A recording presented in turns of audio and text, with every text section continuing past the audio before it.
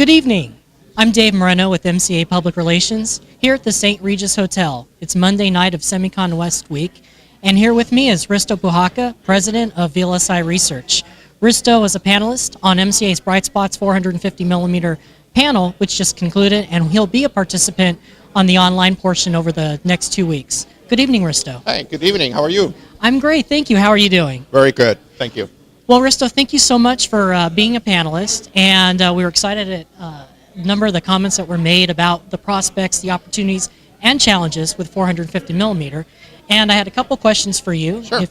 So the first question is, it seems like there's a lot of transition taking place in the industry today. So folks are talking about 450, but there's also talk about 3D ICs. There's, of course, EUV lithography. There's talk about new substrates, fully depleted SOI, new architectures, gate first versus gate last. So it seems like there's a lot of technologies out there.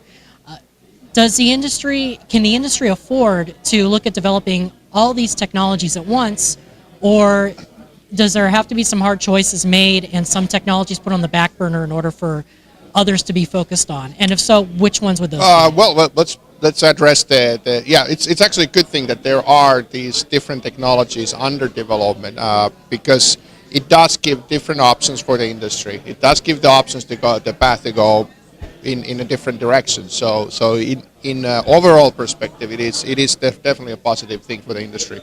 It basically tells us there are options, we can move forward. It's just a matter of what works best. Then there is the challenge of resources. We talked about the R&D. We talked about how much the equipment industry, for example, spends every year, and it doesn't go for everything. So there are going to be choices. There are times when certain technologies moves ahead very hard, and then there is times when they kind of get to the back burner. It just means that they're not dead, but they're not going to be the most optimal solution at the time. And like you mentioned, EUV versus 450, that's definitely a challenging equation to do both at the same time. Both of them are very expensive, and then there is also the debate sometimes, can one happen without the other? And that is definitely in the case of EUV. There is not necessarily a hard and good answer for that. It's really for the lithography companies to figure out the equation, but it's one of the hardest ones in terms of the cost structure and how much this thing's going to move forward from that perspective.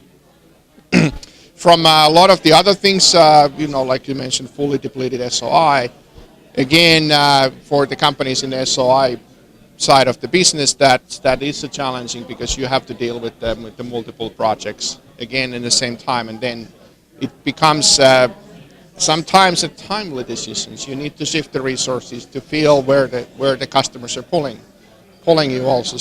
So it is. There are difficult areas, and then there are some areas which is less of a concern. But definitely the intensity for the R&D, the requirements of the R&Ds is going up.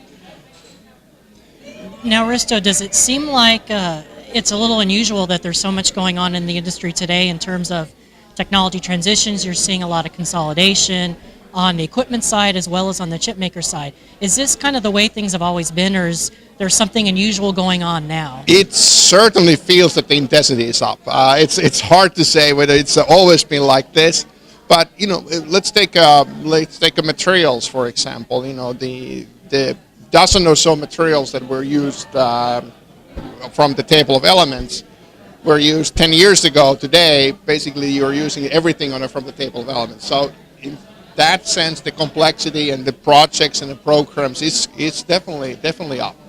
And the other one is, although we've seen the R&D efficiency improving, so the traditional growth trajectory we saw last 10 years or so on R&D spending between IDMs and equipment companies has somewhat rolled over. So basically the companies are doing these things more efficiently.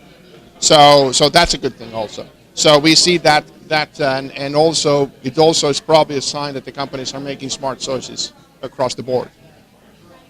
All right. Well, thank you very much for joining us this evening, and we appreciate your participation again, and we look forward to hearing more on your perspectives on 450 millimeter on the online part of our forum. Absolutely, and it was fun panel. Thank you. You're very welcome. Thank you.